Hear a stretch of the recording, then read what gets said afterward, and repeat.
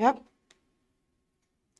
All right. So before I start, I think I have to thank Lux for Gallery and Roman and Rule for giving me this wonderful opportunity to present my work outside as a huge banner, as well as to present you this presentation. Okay, so we start. I'll take you a little deep into my journey as an artist. Can we see the first slide?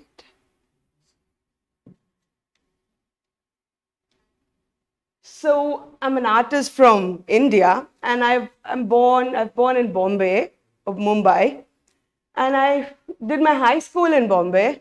Then later I went to a university called Maharaja Sayaji Rao University, which is in Baroda, which is approximately 400 kilometers from Bombay. It's a huge campus, very beautiful. It's a 4-year program I did there. I studied sculpture. That was my bachelor program. So it was a wonderful time learning different material, different medium, like wood carving, stone carving, clay modeling, ceramic work. So all to do with 3-dimensional work. So I was trained to make sculpture. And that was like a 4-year program. I finished my studies in 2013, and then I wanted to step away from India to see the world, to experience different culture, language. So then I applied in Umprum. So can we go to the next slide?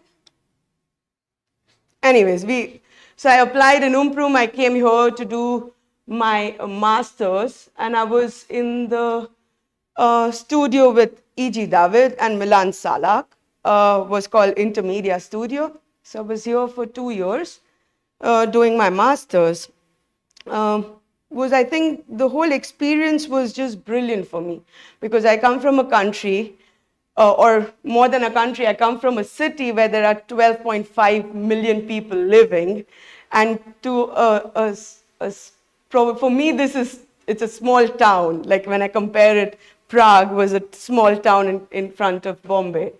But I think it was like the language I did not know, the culture I had no idea, what I was stepping into, it was very unknown to me. And the whole experience for me was fantastic to sort of understand who I am, what I used to do as an artist before, and what the surrounding, like in Prague, started affecting my practice, and how that sort of evolved in a larger manner. So there were few artists I think I got very inspired by. Like one artist like Jan Schoonhoven is a Dutch artist and was part of Zero Art movement. Like soon you will see my work and you will see some similarities between what he did and what I still do. But yeah, I was so taken aback by the fact that simple shapes and lines can be so strong and could say so many things, yet it can be, you can just walk by, because his work used to be all white, and it could be on a white wall and you may not even see it. But suddenly a play of light can change the whole dimension to the work. So I was very inspired by Schoonhoven's work. And this was while I was in Prague. I was reading up about his practice and how he approaches art. Also, it made me really think about where I come from, because art in India, just like if you've been in Asia or anywhere in Southeast Asia, it's just very colorful. It's bright with colors in terms of clothing, the food, spices, the smell, everything is just over the top. Even the sun, it's just sunny 365 days. So that sort of started playing in my work, like how do I incorporate who I am, where I come from, yet I started connecting to simplicity to it. And that was just the beginning of my journey in Prague. And I'll show you my work, which I did for my master's final display, or clausura, as they say. So there were a series of 9 paintings, or I don't know if I can say a painting, but it's more or less like a sculpture because it was standing in the space. It was made with canvas, so strips of canvas, which I stretched onto the frame. Again, I did not paint anything, it was just the raw canvas. And I started weaving it, which is again another tradition in India. We are very strong with textile. So I started connecting things which I saw in Europe and what it meant for me when back in India. So yeah, so there were 9 paintings. They were large. They were 1 meter by 1 meter canvas, and they were, it filled up the whole space. And this was, I think, my take on understanding what is painting, yet it could be sculpture, because it's still flat, but you can view it from 360 degree. You can walk around, and was freestanding in the space. So I was in the midst of like finding who I am, what my language, again coming back like culture, color, because again white is very significant to Indian culture. We would not wear white for the weddings, we would wear white for someone's death. So the color is also very important in my culture. So yeah, moving on, few other artworks which I've made in Europe or Prague mainly.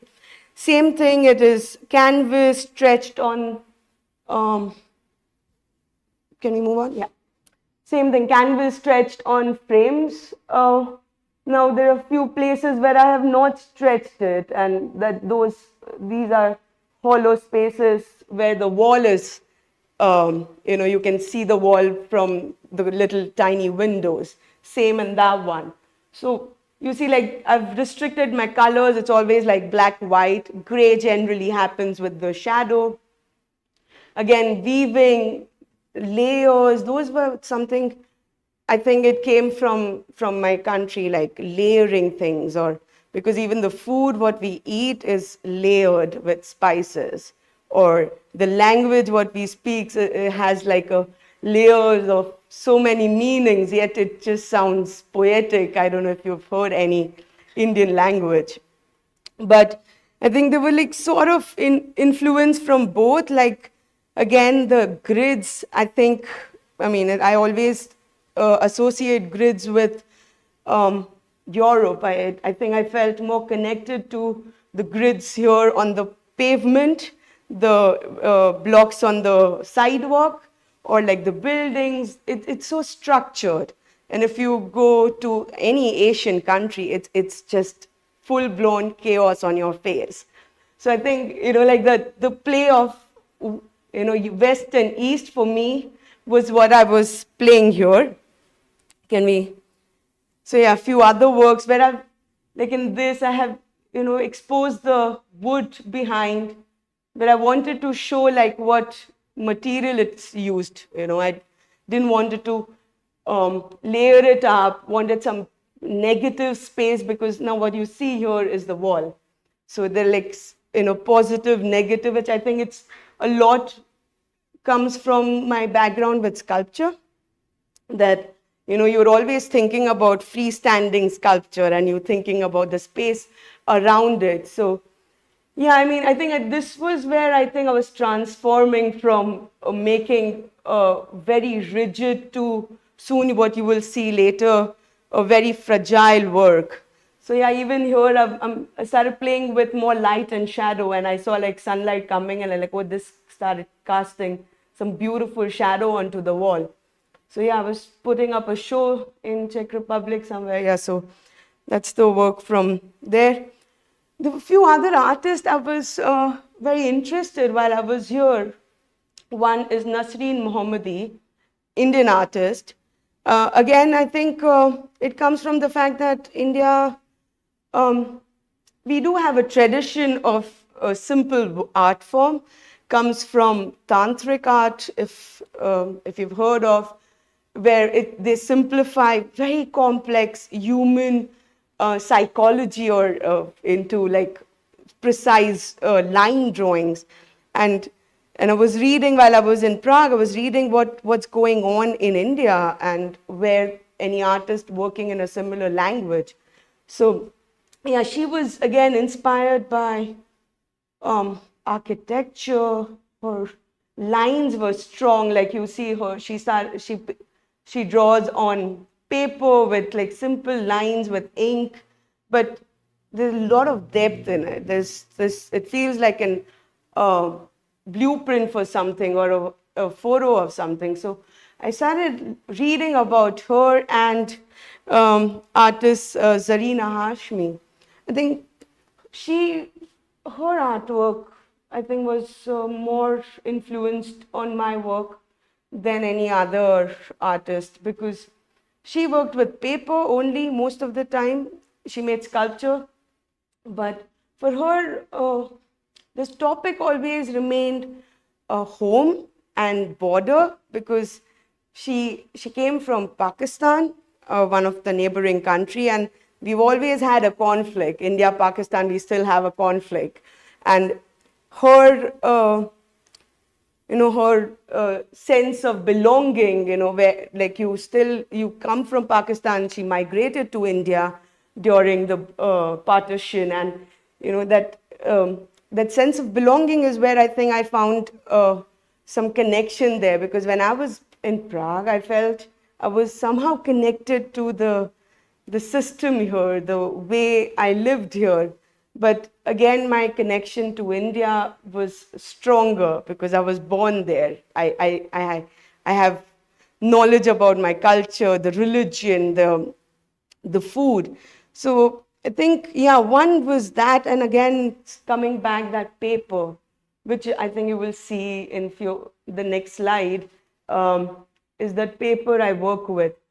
And that's the image of something I have taken when I was in Europe.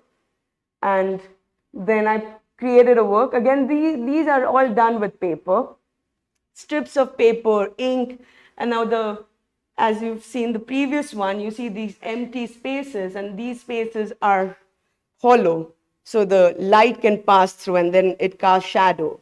And it keeps changing because depending on what light you put it on it, it keeps evolving. And that's, I think, mainly because I wanted to, like, I have this photograph I keep taking around when I'm traveling or when I'm just walking in the city, and I try to recreate. So for me, photography is just my visual sketchbook. Like, I keep taking pictures, not to put it up somewhere. I've never shown my photograph. It's always part of my visual diary where I keep referring to it as in when I need some inspiration to create some work. So yeah, this was again work made in, it's very recent, 2023, but the image I'm pretty sure must have been taken in 2014 or something. So, I go back to see what I have captured. I don't know when I'm going to use it, how I'm going to use it. And yeah, so that's that.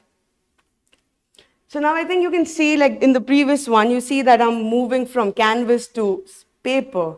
And I think that was like a bigger jump for me, because I never thought paper is a material as an artist. Like I would draw on paper, like a preliminary drawing, more like a sketching, but not to use paper as an art form, or like that's my final work. So yeah, like moving on, like another artist, very, like I love her practice, love her artwork, is Lygia Clark, a Brazilian artist. And she worked, again, you see it's a sculpture, it's a three-dimensional work made with metal, with beautiful form, connecting together, creating like a very complex structure, yet, in the first glance, you find it very simple. So like, taking inspiration from Nasreen Mohammadi, Zarina Hashmi, Lygia Clark, Jans Konoven, these were like few important characters or important artists in my life where I've started, I got influenced by them. So like I'll show next set of work. Now this is the image I have taken when I was traveling in India.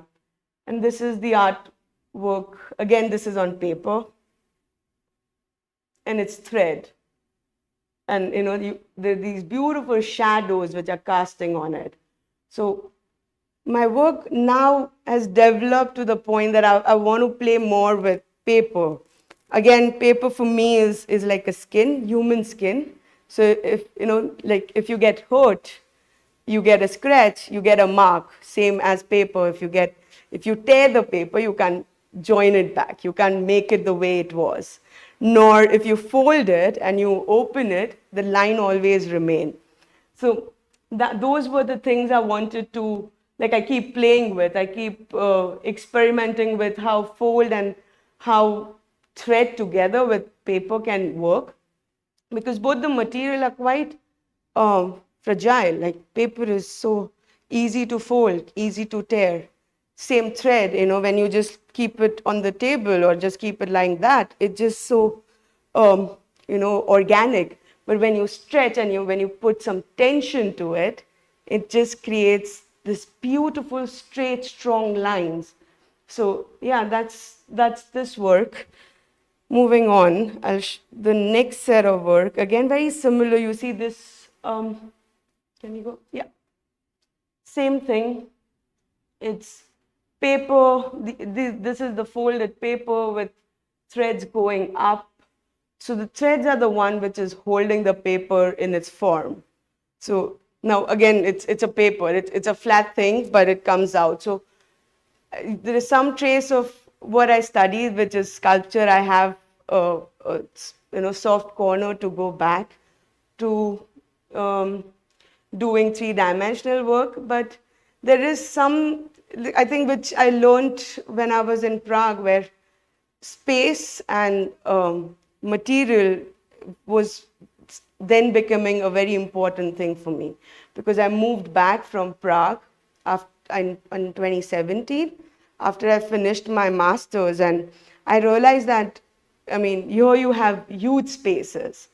Space is not a constraint, where Bombay, as I said, it's 12.5 million people living.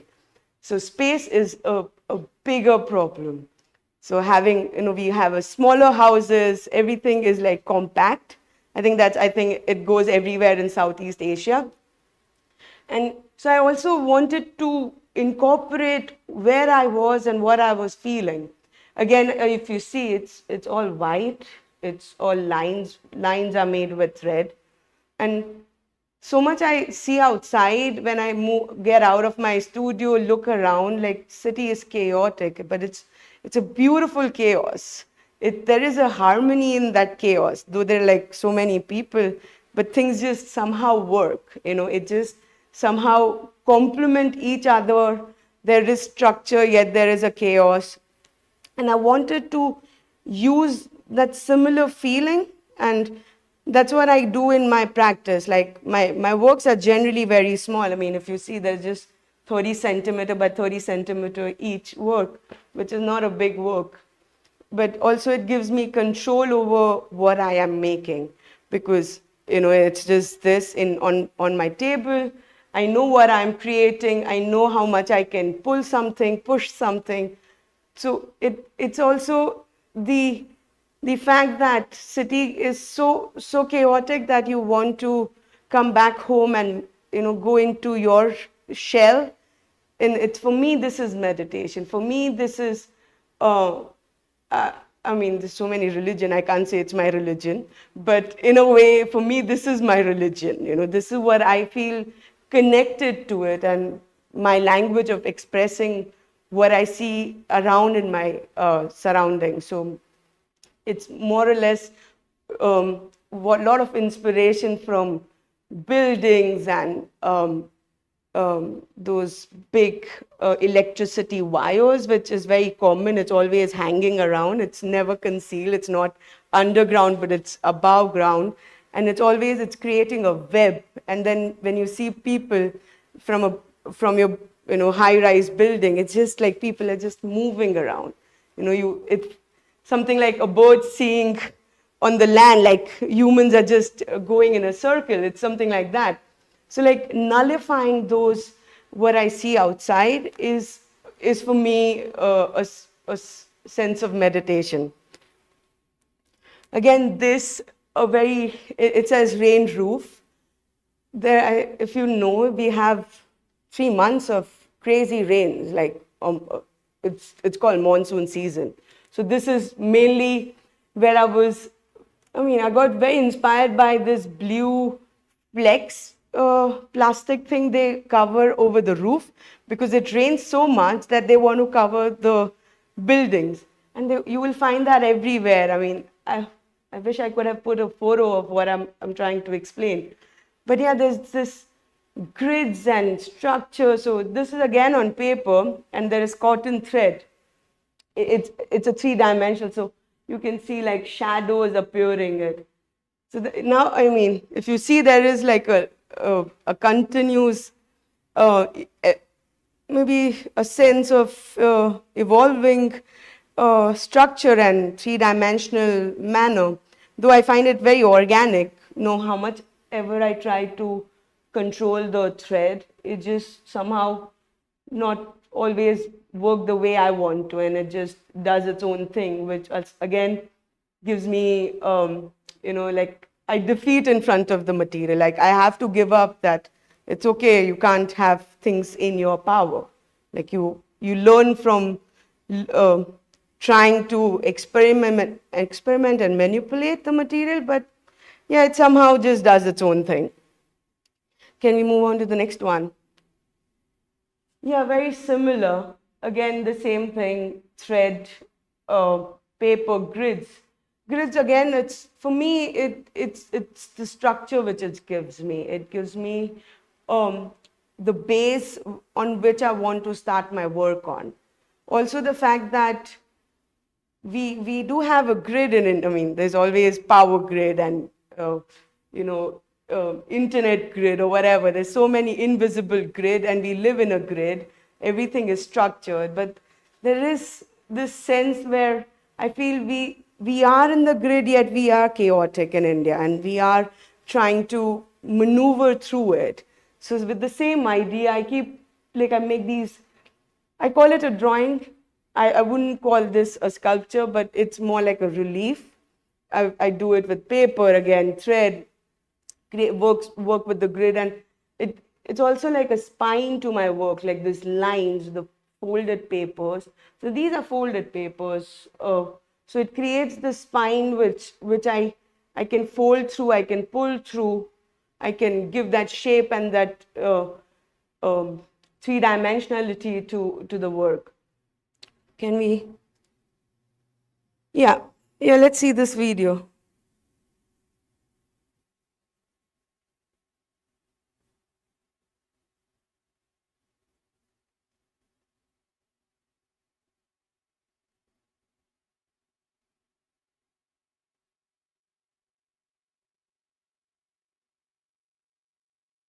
Yeah, it's quite a trippy, huh?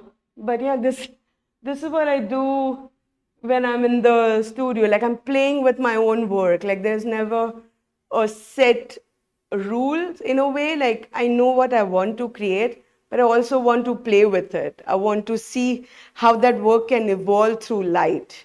I want to see how much I can push that artwork to do its own thing. Because what you see here, what is moving is the shadow. So the source of light is moving, and the shadow is getting distorted because of the shape of the paper, because the shape is not flat. So yeah, like this is very similar work. Again, thread and grids. I think grids. It just goes everywhere in my work. And we move to the next one. Yeah, like something which I think it stayed with me after even going back to India was Czech Cubism. I mean, apart from these artists, I've seen their work and learned about their practice. But Czech Cubism really stood with me. Like it just like in my head, it's always fresh that the beautiful architectures, the beautiful furniture and everything. Like I feel like I connect to it, yet I feel disconnected because I don't know. I know the history, yet it's very unusual for me because this is not something which has happened in India. We have just read about it in books and I've seen pictures. But when I was here and when I was walking around the city, I would capture these photographs just for the reference. I never knew where I'm going to use it and how it's going to affect my work. But yeah, these were some pictures which I've taken in Prague for hopefully some work.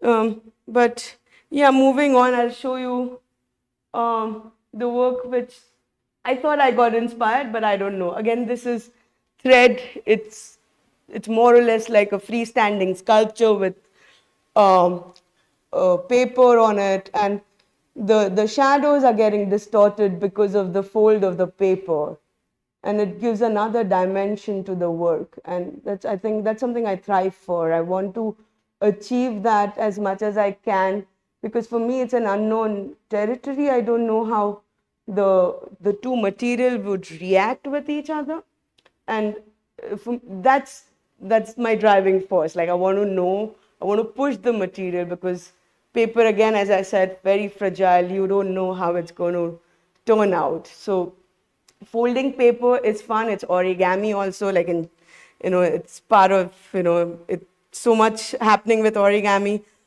But yeah, this is similar, like sense of origami with sculpture, with thread, creating sculpture with it. Uh, Moving on, I'll show you a few images. So I, I have a um, little bug in me to take pictures, to find symmetry in surrounding, and mainly from something. This was a coconut leaf dried up from something which is like a South Indian houses and courtyards are like has these roof structure, very beautiful, from like something which I have seen.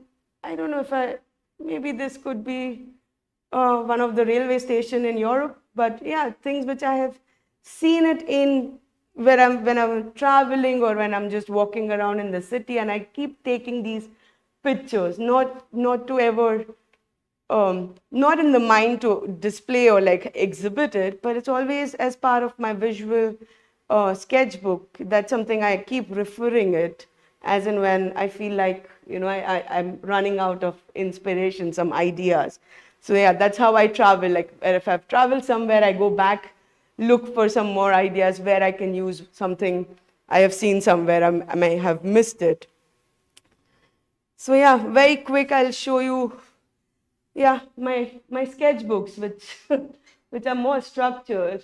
I don't think so it is, but yeah, I like to put things down. Like I want everything to be precisely written for my reference, and I think that's my practice, because my work is so minimal that I need to have, again, I have control over my surrounding in my studio, but not outside my studio. So I like to have that control when I'm doing my meditative artwork. So everything I like to write it down, from what type of ink, the pencil, paper, size.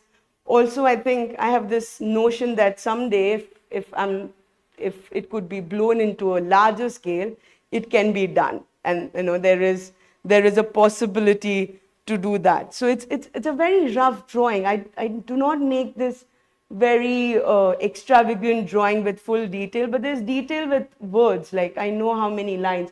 So this is the sketch for the work which we saw outside. So like if you can connect those, like. So I think yeah, I'm going to end this beautiful presentation with the work. But I feel we've said enough about this work, that it was inspired by the scaffolding in the city. But for me, the scaffolding really is a very strong element when I walk around in the city, because the buildings, the intensity at what India is growing economically, politically, it shows in these huge structures which is coming up, and it's flourishing like a mushroom in the garden. It's quite wild, and there is no regulation there. But again, as an artist, you visually see things. So those information, when I walk around in my city, is that scaffolding, the safety net, and the play of nature onto it, like the wind, the sun, the air, the rain. And it just creates its own little language, no matter how much ever we think we have control over it, but we just somehow lose every power over things when it comes to nature. So yeah, this was totally inspired by city of Bombay, where it was a scaffolding, again scaffolded on a building. So that's that. So yeah, I'm going to end the presentation with this slide. Yeah, thank you.